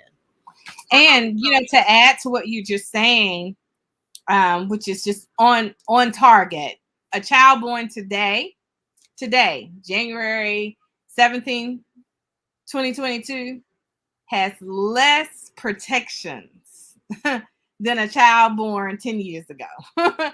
And that's a problem, right? I mean, we are fighting right now. I mean, that there is power in our vote if they're doing everything to try to block it, and as it's been stated, anything that happens in the South, so goes the world, right? And we see what has happened because they know that if they give us this protection, they see what we do when we do come together as community, how we can activate change, how we can ensure that the ways of our lives are better for our future generations. They don't want that. And that they are those extremists. So, Tafina, you're back. I don't know what happened, but I'm glad to have you back. Thank you. Thank you. Welcome back. And so we would love to hear you to jump in. We were talking about gerrymandering, or if you want to, we can segue into our last, discussion of the panel. Or Tiambe, is there something else you want to jump in? Inka was trying to jump in too. Oh, okay, Inka, yes. I'm sorry. Yeah. Go ahead, Inka. Okay. So I was so glad that Judge Perkins brought this up because I was going to help move us to voter education too, because all of the gerrymandering, redistricting, census means nothing if it doesn't matter to my life, if I don't know it and feel it, right? The level of hopelessness, particularly in Selma, but it's all over the country, right? The hope and dream of the civil rights movement, right, told us it was going to be this. And then you look around and it seems like your family is worse off now than they were 2 generations ago. Why am I vote? Why am I going to vote? Right? And so as true as it is, it can't be because it can't just be, it don't move people because people were beaten and died for it. It's not enough. Like, we're dying now. How does it relate to me now? Right. So one of the things I ask people is, what do you care about? Right. What is it that you care about? And so I was out doing some voter registration and met a young man, didn't want to vote. I don't vote. I don't participate. It does no good. And I said, what do you care about? And then I connected his issue, what he cared about. So whether it's homelessness, he cared about homelessness, or whether it was my kid's school, or whatever it is, connecting that thing to voting, to census, to gerrymandering. Like, oh, I didn't get a re-up on extra food stamps because they didn't pass the Build Back Better Act. Oh, wait, we can get an extra person to fight for us where I'm gonna get that extra $300 a month, or if we lose this person, like, that matters, right? We can't be born, breathe, or be buried literally without politics being involved. And so if politics involved in every part of our life, we have to be involved in every part of politics. But we have to make sure that people can feel it, right? That I feel it, not just intellectual, but I feel it. I know exactly how this relates to me, because if I know how it relates to me, the next step in that is not just voting for the people and doing the census, but engaging and holding people accountable. Part of the reason the system hasn't worked is because we haven't stayed engaged. The best we do is we register to vote and we vote. And we vote. The system will never work that way.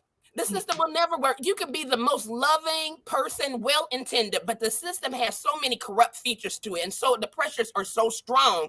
If you don't have people holding you accountable, you could be Mother Teresa. If you don't have people holding you accountable, the system will mess with you. And so you gotta we gotta hold our people accountable. And the last thing I'll say regarding this is that we have power.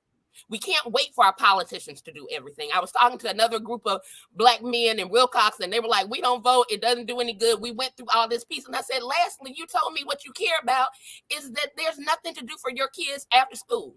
And all of you all are right here. You're literally right here. You don't have to wait on politicians to do that for you. But what you can do is you can ask your county commissioner for some funds to buy some balls. They got money set aside for things like that, right? So making it very, very real for folks on a very individual level, like how does it impact me? How does it impact my kids? How does it impact my block? And the more and more you build outwardly, people will see the connections and do things differently based on that. But as long as it's just in theory or based on the past and not based on me, myself, and I right now, because unfortunately that's the culture we live in, until that shifts, we got to make it very real for the personal. Like, I'm going to get extra funds if this passes. And so we need more people who believe in what I believe in. Tiffany? Yeah, I just want to add in, because I already knew I came in on good stuff. And by the way, while I was incognito, I did have y'all up on the channel. I was listening. Good stuff, my sisters. But listen, I just want to piggyback off of what Ainka said, and Danielle said it too. You have to have conversations with people. We have to be willing to have the hard conversations with people. I recall my cousin, and we'll get to this about the being politicized, but the misinformation about the power of voter education is also happening in our churches. My cousin called me, and it was about the abortion debate, and just struggling because in her church they were talking about if you vote a certain way that you're voting against the life of a child. And those having that powerful conversation. And I am so grateful that she said, you know what? I got a cousin who I can call and she'll break this down for me real quick. And we don't even have to be on the phone for a 2-hour session. But it was real quick how I broke that down for her. And I want to say this. We have a new film at the Civil Rights Memorial Center, Apathy is Not an Option. And Sophia Bracy Harris is in this, and she has this powerful line. And she says that we have to understand what the political process does for us from the time we are born to the time we are buried. It is not about who's in office. It is about how are these decisions going to impact me. And so voter education, not only with our communities, and I'm with you, Naka, we don't have to wait on politicians. We don't have to do this, but we do, going back to what Tiambe says, we have to know who's in our community, what's in our community, and how we access those resources, because we can do the work. We have the power.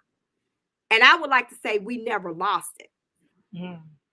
We never lost it. We just have to be reminded that we have it. And I'm going to say this is the last thing I'm going to say. And it is true. It doesn't matter. You may be, like I did housing discrimination work for 10 years. Never thought I would do housing discrimination. But when I looked at the whole of housing discrimination and how it determines where my child would go to school, her access to health care, access to just quality grocery stores. Tiambe hit on that. When she walks out the door, is she going to see a thriving economic system, or is she going to see the dilapidated buildings or resources, and bringing small businesses back to the community? There's power in that. So voter education is critical. And yes, numbers are important. We can mobilize and get people registered to vote, but if they are not understanding what's at stake, it is going to be null and void. That voter education piece is important. Why am I going to the poll? And how will it impact not only my generation, but the generations to come? And that's the structure we have to set up. Yes. Yes, Tiffany. Thank you. Thank you. So we're going to segue into the last, because of time, into the last portion of our panel. So, as most of you are aware, and according to Brian Stevenson at the Equal Justice Initiative, on average, Black men's prison sentences are 20% longer than white men's for comparable crimes. Black people and white people use illegal drugs at similar rates, but Black people are far more likely to be arrested for drug use. More than half of white Americans, 57%, think none or almost none of the police in their areas are prejudiced against Blacks. And Black kids are far more likely to be tried as adults and more likely to receive life sentences. And because of this, I want to know, do we believe that these problems can be resolved? And how can we advocate against the injustices of police brutality, what we believe to be an equitable justice system, and the surge of violence seen within our communities? I know we've kind of hinted on this, sparsely throughout our conversation, but if we can kind of bring it, home, and I'll start with Danielle on this. This is a very touching subject for me to talk about, because every time I do, I think about, I'm a mom of young Black men, and so every conversation around this has their face on it, and to a much extent my husband as well. You know, I would like to say that we can overcome this problem. I mean, the optimist in me says, of course we can overcome this problem. But that also means that we, believe that we're going to overcome racism and the power of white supremacy over all of these institutions that make the statistics that you read out be what they are. um a lot of it is rooted in the institution, but there are a number of people who are running the show, so to speak, that have found a way to profit from that. When we have these for-profit prison situations and all of that, that just make the problem worse. So I was never more optimistic about what our response could be to this, until we saw what happened right after George Floyd. The world responded, and there was a momentum there that I was just like, I've never felt this or seen this in my 44 years of life. Maybe now is the time. And here we are, almost 2 years now from that. And we are, again, going back to our political quagmire. We can't even get a George Floyd Justice and Policing Act passed to address these problems, that we, dealing with brute force and chokeholds and all these things, to federally get that out of the equation. So I'm torn on this one, ladies, and to those watching, because my optimism again wants me to say that we are so much better than what I'm seeing and what is there for particularly our young Black boys and girls, and I know that there's better in this country for them. But we've got so much going on until I don't know where this issue falls in the priorities of America anymore, especially when it is not on your news station every day. When it was on our news every day, my white friends were I could see them, they were rising up along with us. And now we're back to the happy birthday posts and look what I cooked for dinner last night.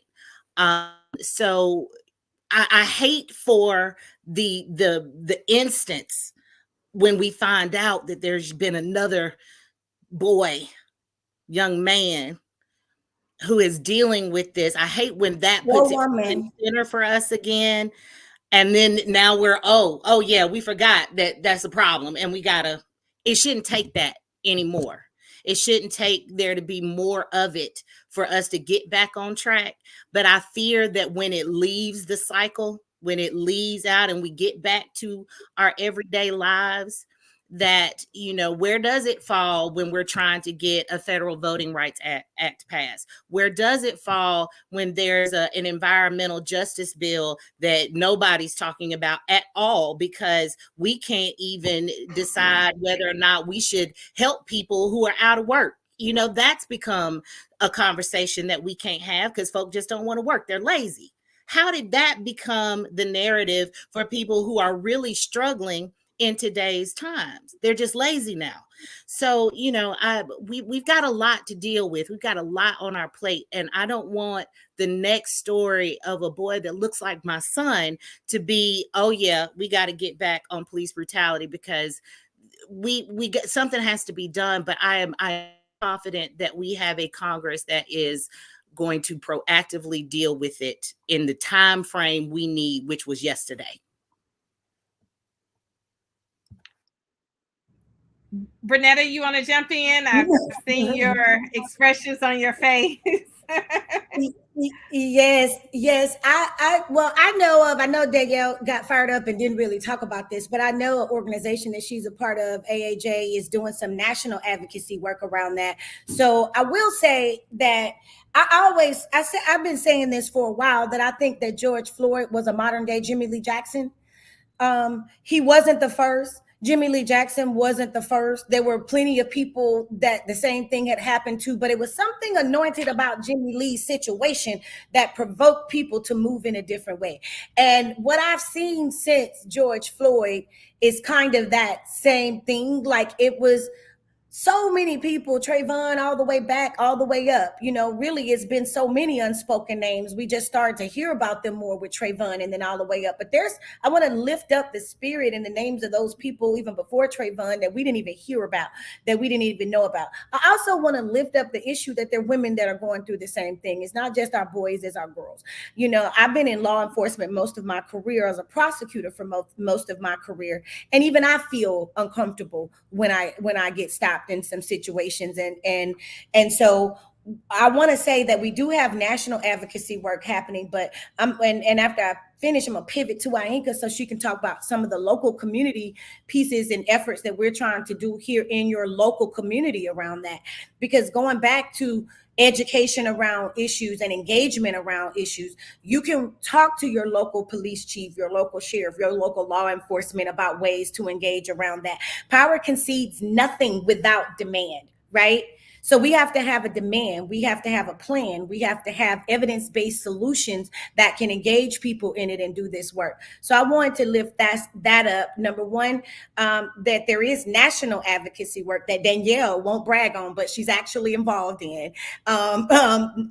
But when you get to the national advocacy work, that goes back to Congress. And we just had that conversation around what are the challenges there, right? Then I also want to lift up that there is a local piece that you can do in your community. And I'm going to pitch to Ainka in a second to talk about some ways and some of that. But I also want to lift up, as a career, we're not only lawyers, a lot of us on here, I think at least 4 of us on here, we're justice professionals, right? And I've been a prosecutor for most of my career. And I'll never forget in 2000 when I started as a prosecutor, I was like, oh my Lord, I didn't become the man. But what I realized in working in the office of Ellen Brooks, in the office of Darrell Bailey, in Montgomery, and even the office of Michael Jackson here for all of the years that I've been prosecuting, there is nothing more important than representation with people of color and women in these particular spaces. I had the opportunity as a prosecutor to be able to decide what case went to grand jury and what didn't, what happened and what didn't. I would always say the reason why I gained respect around this state and in various communities as a prosecutor is because I was intentional about making sure that someone did not have to work against the system and what you did. So if I knew it was a bad search, because I got to first look at it before the defense attorney ever got the discovery, I would say you might want to look at this search. Now, I can't bring it up because I'm the prosecutor, but I can try to either stop it from going to grand jury if I know it's a problem, or I can say to the defense attorneys, take a look at the search. And then if I can watch it up, because there are laws in place to prevent some of this. But when you have judges and prosecutors and people that are more concerned about themselves and their win count and their egos and their careers than the justice for the people, then we have challenges. And we operate in a particularly male dominated profession. It's more diverse now, y'all, that some of us are 20 years in, but it was not like that in 2000, 2005, 2006, when a lot of us started practicing. We walked into those courtrooms, people looked at us like we did not belong because we were Black and we were a woman. Right. And we had to read, and we had to fight, and we had to fight for people, and we had to fight for justice in our own offices as well as in the case that we were working for. So you think that you'd only want to see Black people and women being defense attorneys, and yes, you need good representation, but you also need that representation as judges and as prosecutors, because I understand search and seizure law. I've been doing it. I've been in the trenches with people. I've read through the files. I've held officers accountable. I've told defense attorneys this.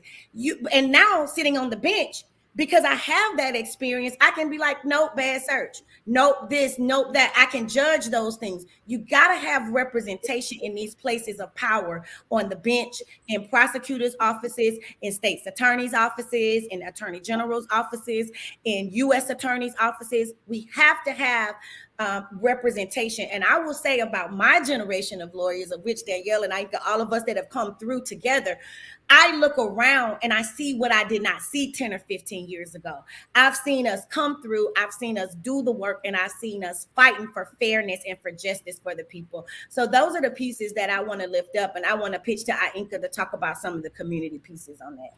I'm sorry, I did the most.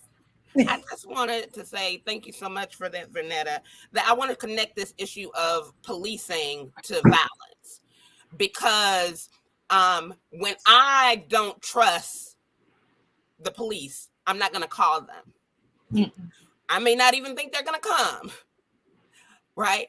If I don't trust that if I go and put a warrant in because someone harmed my family, then I'm going to do street justice, right? So dealing with this issue of policing and justice reform is so critical because it impacts our communities around issues of violence, physical violence, so profoundly.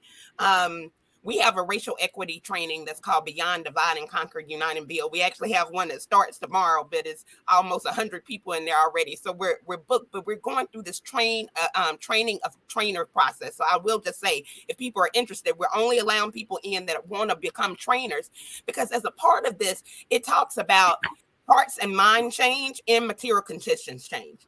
We're never going to change policing if we don't do hearts and minds in material conditions. It's important that both. I can't wait till your heart and mind change, because my son, I got a baby too, a son too. Like I'm concerned about him right now, but I also know that won't be lasting change if hearts and minds don't change. And so needing both of those things, I just want to say a couple of things. Racism operates on a personal, cultural, and institutional level. So therefore systemically, right? So our solutions have to operate on a personal, cultural, and systemic and institutional level, therefore systemically. I just want to give three things for people to look into. There's a program called ABLE. It used to be called EPIC, Ethical Policing is Courageous, that our Uncle Ted from 21st Century helped to found, right? That deals with the culture of policing and helping people to hold each other accountable, helping police officers to hold each other accountable. So I'll say I have the power and authority for even someone who is has a rank higher than me to say, you know what, get your knee off that brother's neck, right? So helping change the culture of policing. There's things like restorative justice that can be put in that we're working on here in Selma. I will say that we're working with Marion and Selma police departments to become a part of that ABLE program. It's a nationally recognized extraordinary program, working on restorative justice to help with that culture, institutional, and quite honestly, personal, right? Because we have to do that personal work. So that restorative justice work is so important. Lastly, I'll just say, if you have not read My Grandmother's Hands, I just, please read it, because part of it says trainings are wonderful, programs are wonderful, but we carry trauma in our bodies. So this is this personal piece. We carry trauma in our bodies. And it talks about how Black people for centuries have carried trauma in their bodies. It talks about how white people, even from before they came over here with trauma, right? And then they put trauma on us, right? And trauma in their bodies. And then it talks about how police officers have trauma in their bodies, and not in the way that excuses them, that says, because you got trauma in the body, I know why you killed George Floyd. No, not that. But if we're going to deal with the root cause of issues, if you're not well as a police officer, if you're carrying trauma, that trauma is going to come out. And so we have to deal with these issues holistically on a personal, cultural, and institutional level, therefore systemically. Thank you, Ainka. So we are at the very end. So Tiambe and Taffany, if you can just speak very, very, very briefly to this so that we can have our last little wrap up so we can move this program along. Thank you, guys. It has just been an absolutely dynamic conversation. It has been incredible. And I only have one thing to say about this. And I would just say about the violence in communities as well as the police brutality is to be proactive. When we see these police officers have implicit biases, let's put it on paper. Let's hold them accountable and not just let Miss Susie that come to the meeting every week, her Brother John come to the meeting all the time. We need to get everybody, when there's an issue, be proactive in reporting, especially if it's implicit biases, because those are the things that happen and hinder and cause these, because they got, as Ainka said, they got trauma, and the trauma showing up, and it comes out in violence, and it because they're scared a lot of times of something that has nothing.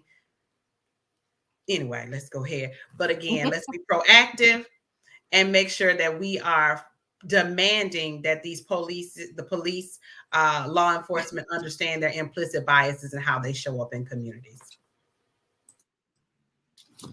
Thank you, Tiambe. I think in closing really quickly, what I want all of us to be reminded of is a quote that was coined from the disability community. And I know you all heard it. Nothing about us without us.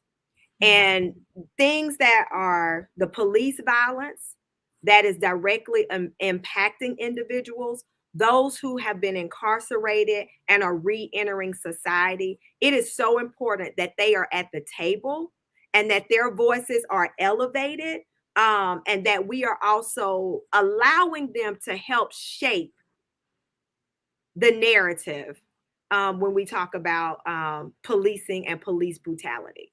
And I'll say this is nothing new.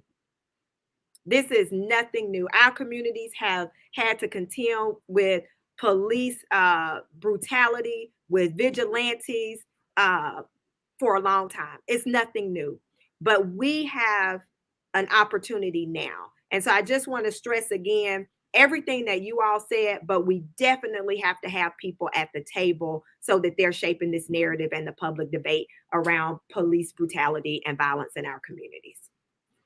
So as we move to the end, this last segment here, I just take 10 seconds.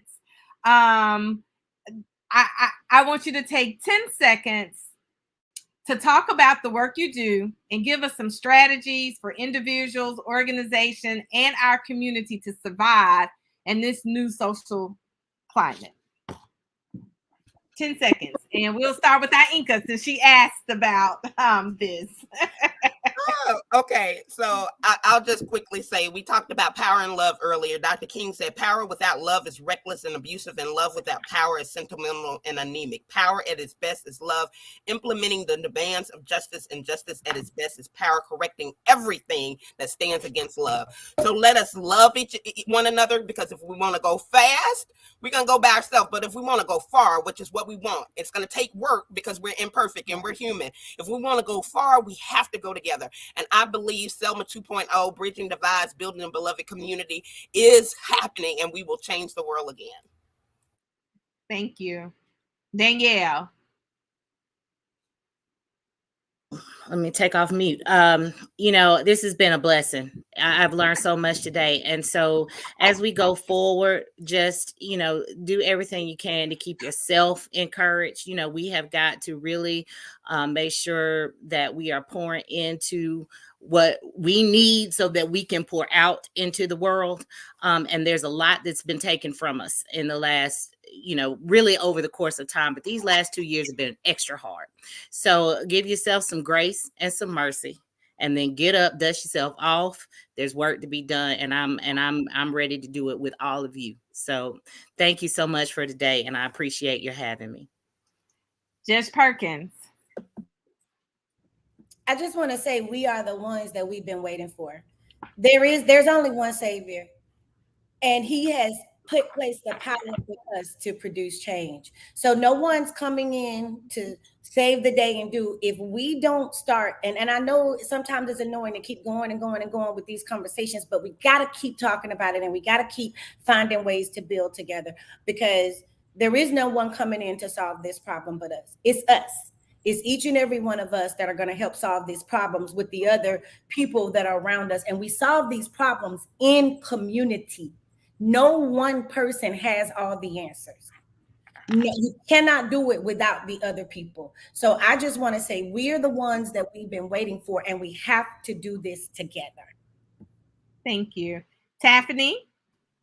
All right, I'm gonna do this in 10 seconds. And I just want to share, because I do believe I'm in a room of women of influence and positions of power. And I can't think of a better way to close this. And it's a quote from Toni Morrison. And as we think about our communities and the people in our community, she says, as you enter positions of trust and power, dream a little before you think. We have the space, we have the time. So let's dream and envision what and who our communities can become. And while we're in these positions of influence and power, use that for the greater good. Tiambe. So mine is really short. And it says, just show up for you, show up for the community, trust the process, and see it through.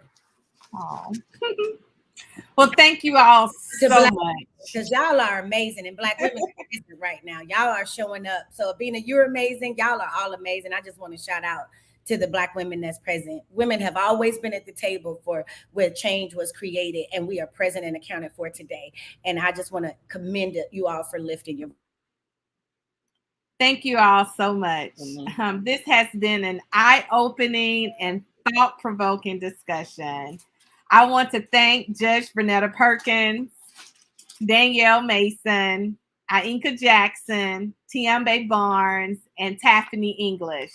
This breakfast could not have been made possible without the help of so many people. I trust that we will all hold on to the torch of being agents of change and advocates of action, and unified to protect justice. Thank you.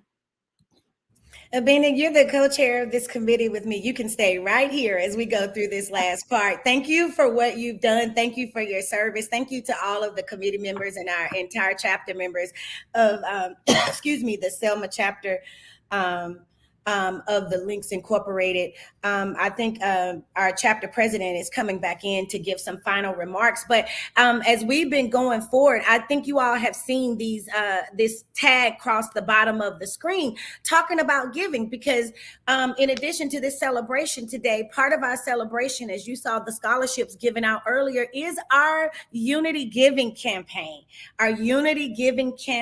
So I just want everybody, I want to specifically ask, Like they said on Coming to America, we'll take the money that jingles, but we prefer the kind that folds. So we're going to give you our donor levels right now. We have Friends of Selma. Well, I'll start with our diamond donors that are $600 and up. If you give corporate sponsors or individual sponsor even that is $600 and above, you'll be one of our diamond donors. Our emerald donors are $300 and up. Our pearl donors are $100 up. And our Friends of Selma are $99 and below. Please don't get intimidated by these donor levels. I don't care if you don't give but $5. If it's $5 that's going toward one of our young people from our area being able to get a scholarship, it is worth giving. It is worth giving. So reach down. I won't sound like I wish we were in person. I would send a bucket around. I would sound like a Baptist preacher. I want the money that folds. Please give to our Unity Giving campaign. It goes toward our efforts of service as the Selma chapter. And as you can see, our young people are getting the benefit of our giving. So links, we're launching this campaign today. We have several donors that have already given. We'd like to thank you all for that. And we're going to be giving through the month of February, through Black History Month. So you have several weeks to give. Please contact one of our chapter members, or go to our website, or go to Selma links at .eventbrite.com, or go to our website. There's so many ways to give, and we just want to encourage you. I don't care if it's $5, $10. I'm asking you. I'd rather have 1,000 people giving $5 than just 1 or 2 people giving $600 and up. So this is, again, it takes each and every one of us. So I invite everyone to give so that we can continue serving our community. Our website is www.selmalinks.org. You can go to our website to give. Again, it's at the bottom of the screen, www.selmalinks.org, and you can go to selmalinks.eventbrite.com to give. So we just or contact a chapter member. So we thank you so much today. And Miss Sabina, thank you. You were amazing. Thank you for coaching this committee. And I'm going to shift it over to Dr. Evelyn, the president of our chapter. Thank you. Thank you. Thank you, everyone. This was an amazing event. There is amazing talent in the communities we serve, and it is our responsibility to pay it forward. Thank you, Mayor Perkins, probate judge Nunn, Representative Chestnut, Senator Malika Fortier, Congresswoman Terry Sewell, and our distinguished, dynamic panel. Thank you to our amazing chair, Judge Vernetta Perkins, our eloquent moderator, Abina Billups, Juris Doctor, and our talented technology co-chair, Mrs. Danielle Wooten. Thank you to our past presidents. And I want to give a special thanks to our organizer of the Selma, Alabama chapter of the Links Incorporated, Mrs. Ludell Bryant. But all of our past presidents are women who are dynamic and giants in our community, and I would dare say in their special place in the world. And I stand on their shoulders in leadership as I stand with you while we all lead our community. Thank you to every member of the Selma, Alabama chapter of the Links Incorporated. We are truly grateful to every teacher in our communities that we serve and across the state of Alabama. We are excited about the ambitions of our scholarship recipients. We know you will continue to make us proud. Will continue to make us proud. So how will we move forward? The overriding theme from our panel is that we are all connected. We are all linked. We are all love. So how will we be the change?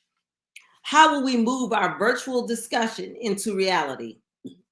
Do not let this day of service pass without serving someone. Life's most persistent and urgent question is, what are you doing for others? Thank you for starting this day of service with us. And now let us all find a way to safely honor the legacy of Dr. King. Thank you.